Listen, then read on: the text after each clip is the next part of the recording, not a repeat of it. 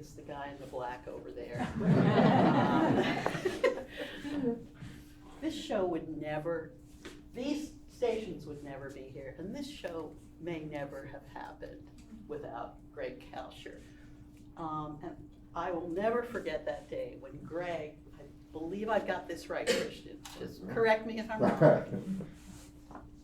Greg wrote us an email saying that Wernersville Novitiate was closing, and that he knew they had a full series of Stations of the Cross embroidery. Would Christian like them? Would we like them? You just wanted to check. More than 2 minutes to get an answer. I've got the email, I can probably see Oh, we brought it up there. She got a- Do you have the email? I do. I sent the email at 9:43. I got a response from Nancy at 9:57. That's Nancy. Christian at 10:04. He was in a meeting. That or we had connected in between, but it was like, it was. I mean, yes, you're so- lucky we didn't rush into your office. We were so excited. So, thank you. And then it took a little while to make all the arrangements and to explain how these things needed to be packed. And they got here. And once they got here, my colleague Diana Larson did a lot of work on them with a group of our student ambassadors, and she and Christian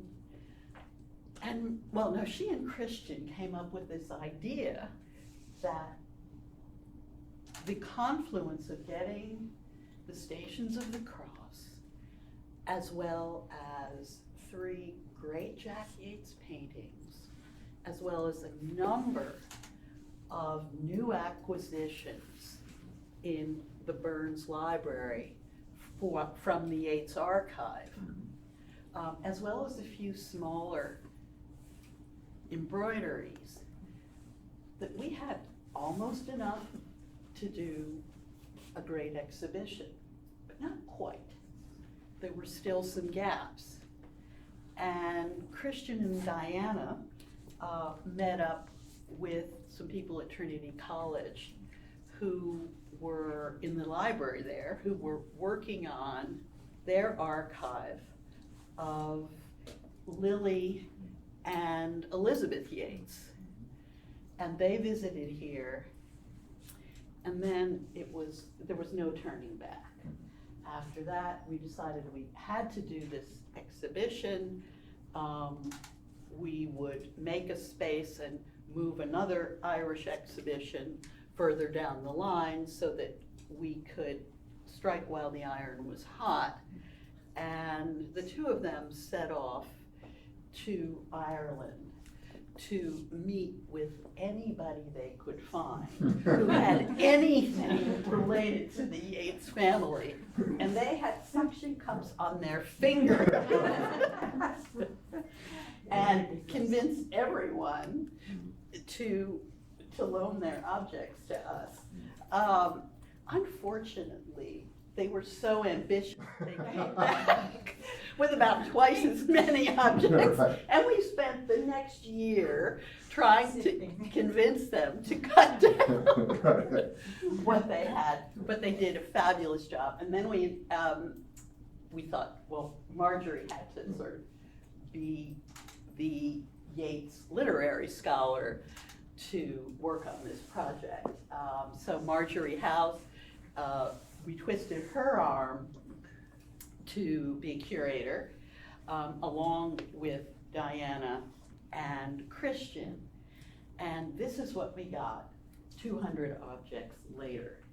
And you'll see a copy of the catalog there. And then the problem with the exhibition was, how do we bring all 4 family members together and write a narrative that says something new and doesn't treat them as just solo operators. Because it was so clear, especially to Marjorie, who had been working on Yeats for years, that there was a lot of collaboration in this family. I mean, she also knew a lot of the dirty secrets from her publications and her reading. And she said, you know, they didn't have very much money. They had to support themselves. They struggled. And they were all different personalities. Even though they collaborated with one another, there was a lot of conflict. And the curators really wanted to bring that out. And so they worked very hard to come up with a thematic exhibition that both showed how these 4 very talented family members with probably a number of the same talents, innate talents, but perhaps inherited in different proportions, is what I would say. And I think that's what comes out in the exhibition. And they seem to have fought with one another, but they seem to have had each other's backs in the end. And they also had this enormous commitment to the emerging Irish state, as well as to the public arts in general. And a number of their contributions focused on education in children, and we have a whole section on that. They had a great love for Sligo, and we wanted to bring that out as well. And Joe, our colleague Joe Nugent in the English department, worked with one of his very talented students to make a video of the landscape of Sligo currently, and to find all the birds and all the wildlife and all the plant life that appear in both Jack paintings as well as Lily's embroideries and the publications and prints of the Cooler Press. And then the other part that was very strong in the exhibition was their commitment to Irish independence and the emerging Irish state. And one of the good examples you'll see here on this chasuble, and this is very dear to my heart because I work, my own research is on early Irish manuscripts, is the revival of early Irish Celtic interlace and a number of other, let me see what's on here, trumpets, spirals, and other Celtic symbols. And that gets incorporated to make these works distinctly Irish. And also, as you look at the individual stations, you'll see some lovely red-haired oh yeah, who, as Diana points out in all her great labels here, you could find on the streets of Dublin. Anyway, so I tip my hat to all of you, and I thank especially the co-curators of this exhibition, and again, Father Kalscheur. It's wonderful to see the stations displayed this way, because they weren't displayed this way when I was a novice. It's great to sort of see this placement of them, and I think Mrs. Brady would be very happy with how this has all evolved. And I may have more to say about the Brady's than about the stations in a way, but just to give you a bit of the history, and Nancy's given me way too much credit, and if the person who probably deserves the credit were here, he would remind us of that. So I entered the novitiate of St. Isaac Jogues in 1992. And the two of the stations, the 9th station and the 13th station, were displayed in the hallway going into the novices' chapel. So I would have passed them every day, probably several times a day, during the year that I was at the novitiate in Wernersville. Just to give you a sense of the building, I don't know if you've been to Campion Center at Weston, which is the healthcare center for the province now. It's a building of similar scale. I think actually the novitiate at Wernersville is a more elegant building, but it's a building of similar scale. So you get a sense of what we're talking about. It was built essentially to house 200 Jesuits in formation. 100 novices on one side and 100 juniors, or guys who had made their profession of first vows and now had moved on to their first stage of studies on the other side. And in the middle, there's a big formal chapel. In the formal chapel, there are carved Stations of the Cross that the Brady's also commissioned. These stations, I think at one point, were in what was later called the Novices Chapel, but they weren't displayed all together when I was there. In fact, they were all over the house. There were 2 of them here, and 2 of them here, and 2 of them here, and 2 of them there. So I never really had a sense of, oh, we've got these Yates Stations of the Cross, because they weren't displayed that way. The role of the Brady's in having them commissioned and sent to Wernersville is actually an interesting story that says a lot about their role in the novitiate and their role in the province. And in some ways, the Brady's have followed me through this in an interesting way as well. So this placard notes that Genevieve Brady saw the embroideries at the Eucharistic Congress and then commissioned the remaining 11 for the Jesuit novitiate of St. Isaac Jogues in Wernersville. She and her husband Nicholas did a lot more than that. They were like primary benefactors for the building of the novitiate. And they were very attentive to the furnishings. So there's a lot of other art that they actually had also gifted to the novitiate. And as an aside, Mrs. Brady was very insistent that the house be comfortable and elegant. It was a little bit in tension with the more austere formation practices in the 1930s. When the building was being designed, she thought that there should be a swimming pool for the novices. And there was concern that that would not be approved by the superiors in Rome, who had to approve a building of this scale and its design. So on the design that was sent to Rome, it was labeled a reflecting pool. A reflecting pool was okay, but a swimming pool maybe not.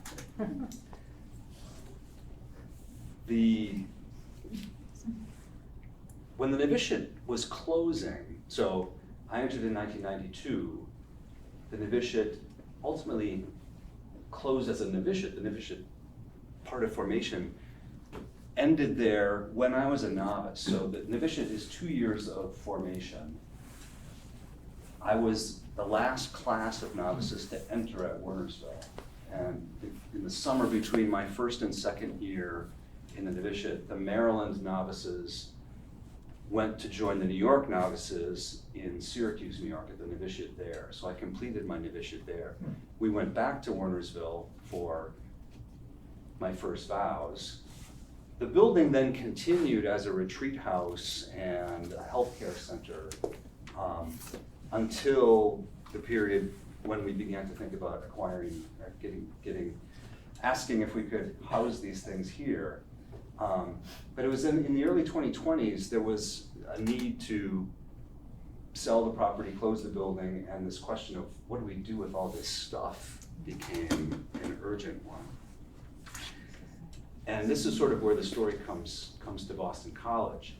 All of the art that the Bradys had gifted to the novitiate was often referred to as the Brady collection. So there was all this concern, but where's the Brady collection going to go? And there had been conversations with the museum at St. Joseph's University, and many of the objects went there. But for whatever reason, they didn't want the Stations of the Cross. I don't know why. There are many other things that they are now housed there, but they didn't want the stations. And I have a very good friend who was in the novitiate a year ahead of me, so a Jesuit a year ahead of me in formation, who's the person who should get all the credit. So he thinks that he's being left out of the story. So he's the vice president for mission at St. Joseph's University, and he knew what the conversations at the museum there, how they were developing, and he knew the stations were not part of what was going to be coming to the museum at St. Joe's. So he emailed me and said, the Yates Stations of the Cross are available. And so, and he was kind of concerned, we don't know where they're going to end up. You know, as they're trying to get rid of all these things in the house, where are they going to go? And what's an appropriate place for them to go? And I think at that point, he and I sort of said, well, BC has a great museum and an Irish collection and an Irish studies program. They should come here because they will be properly housed and cared for and exhibited and curated and contextualized academically here. And that wouldn't be the case at any place that I could think of. So that's when I emailed Nancy and Christian and Guy Viner and just trying to figure out who do I make contact with to think about, do we want to have these things? So I sent this email saying, it's possible that we could house these. Would you like to do that? Would you like to explore that? And Nancy's like, immediately writes back, oh yes, we had this exhibit a few years ago that involved Irish arts and crafts things, and we've got other things to go with it. We would really like this. We should explore this. And then a few minutes later, Christian writes, yeah, I too know about these stations. We've been collecting the Yates embroideries in Burns Library as part of our Yates family collecting. If there's a way that BC could acquire the stations, we could provide context for appreciating them. Yes, that's what I thought. So that was a good initial effort. And Father Dan Joyce at St. Joseph's University really should get the credit. He'll be upset that he's not on the platform. I thought at that point things would move relatively smoothly, but it never does, I guess, in the art world. And in the Jesuit world is probably more pertinent here. It got complicated on the Jesuit front, actually. There was not clear communication, I think, among all the players involved about what St. Joe's had already decided and what was left to be done. And the Jesuit, who had been somehow missioned to be in charge of all of this, initially balked at conversation with BC because there was a desire that the Brady collection stay intact, and that if pieces of it were not going to go to St. Joe's, they should still go to an institution in the Maryland province. And that got me a little bit annoyed because the history, for a Jesuit today to say that is a little bit short-sighted in history. So just again, another bit of story here. When the novitiate of St. Isaac Jogues was built in the early 30s, it was part of a moment when there was a tremendous burgeoning of Jesuit vocations. And that was leading to what had been one province on the East Coast being split up into smaller pieces. So the Jesuits came to Maryland in 1634 with the colonists who came to Maryland from England. And as the Society of Jesus developed in the United States, the whole East Coast eventually was called the Maryland province. So when Father McElroy founded BC, it was in the Maryland province. Father McElroy had done things at Georgetown. He'd been in Frederick, Maryland. It was all the Maryland province. And then in the 20s, there were so many Jesuits that in the 20s, New England was established as a separate province, and what was left was called the New York, Maryland province. And then there were too many Jesuits for one novitiate in the Maryland, New York province. There was an existing novitiate in Poughkeepsie, New York, but there were so many vocations, they had to build the St. Isaac Jogues novitiate to have more space for more novices.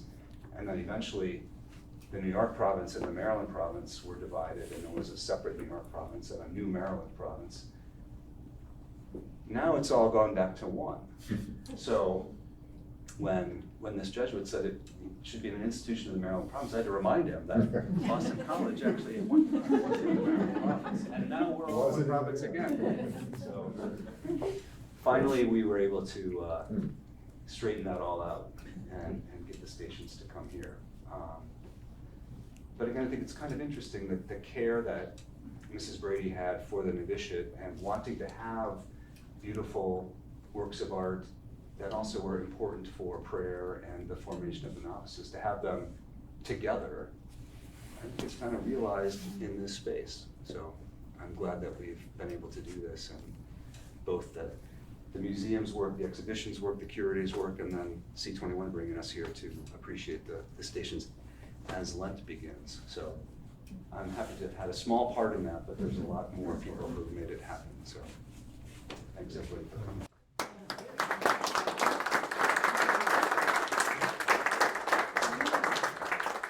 Thank you, Nancy, and thank you, Father Gregory Kalscheur. When I asked Father Kalscheur to come and to share with us the story behind the story, in his humble way, he's like, there really isn't, there isn't a story behind the story, but there certainly is. And I think it's great that we're all here tonight, because now we know the story behind the story. And so when we bring people during Lent, our loved ones or our friends and even strangers, to come and just pray through this exhibit, now you have the inside baseball on the Stations of the Cross, which is so incredibly beautiful. I think I've mentioned this, I don't know how many times, but my mother used to always remind me that the Stations of the Cross, it's a love story. And it is a love story. And bringing these stations to Boston College is also a love story.